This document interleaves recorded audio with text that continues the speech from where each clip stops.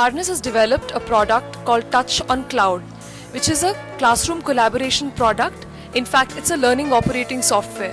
What this product does is that in a situation where the teacher wants to exhibit her entire learning combined with electronic content and beam it to all the students who are with her, whether they are in her class or located anywhere in the country or the world, she has the ability to do that with Touch on Cloud. Touch on Cloud is an HTML5 based learning operating system. It works seamlessly on iOS, Android, Windows, and it requires a low level of bandwidth for the students and the teachers to be able to access this product.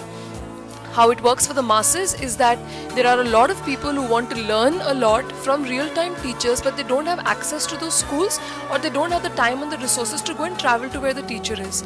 So using our product, you can either teach those students in a distance learning format. Both of you have to just log on to the product and understand and get that understanding from the teacher, because she'll be able to sort of do a live broadcast, annotate, embed all her resources in the live class, and the student will also be able to do all the annotations and learn with the other students.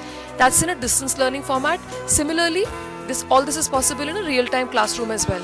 Touch on Cloud has applicability from K-12 right up to universities, even for corporate training as well as vocational training. We already have live clients in schools and universities in India, and we are now opening up to other markets as well.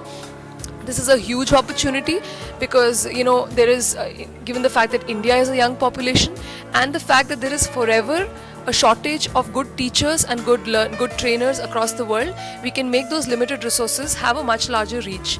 The challenges in India are the fact that device proliferation in terms of tablets or mobiles and bandwidth proliferation is not very high. We require a minimum level of internet data or regular broadband to be available.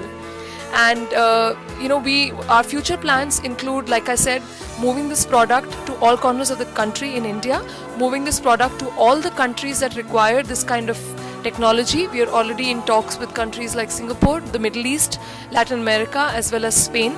And we are hopeful that in the next 4 to 5 years, we'll have at least 1 million users using our product all over the world.